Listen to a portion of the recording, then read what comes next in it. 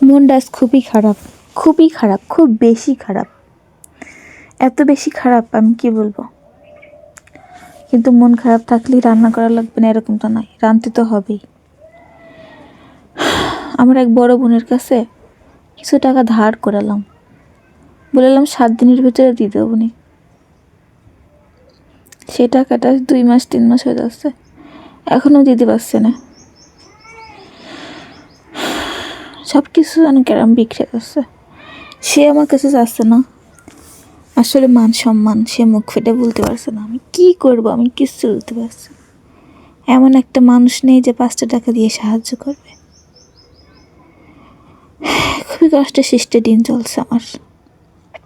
মনের ভিতরে অশান্তি, এত বেশি লজ্জা করছে, বাড়ি যেতে পারছি না।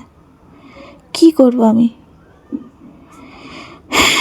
আবার আত্মীয় স্বজন এসেছে, বাড়ির লোকজন, ননদ এসেছে, 2 ননদ, বড় মাঝে ননদ, ছোট ননদ।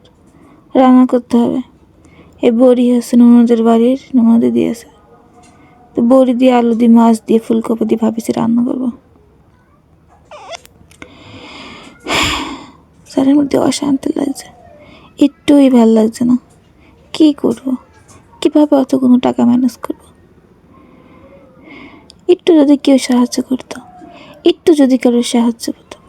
কারোর সাহায্য লাগবে না, আল্লাহ যদি একটু মুখ পায়ে তাকাতো তাহলে হয়তো অসুবিধা হতো না।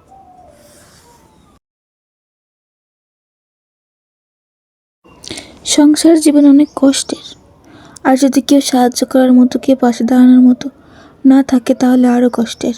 আর স্বামী যদি বেকার হয়, সেরকম কিছু না করে, তাহলে তা আরও কষ্টের।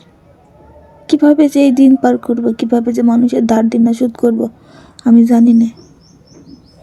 বিপদে আপদে পড়লে কেউ কি আর আমার টাকা দেবে?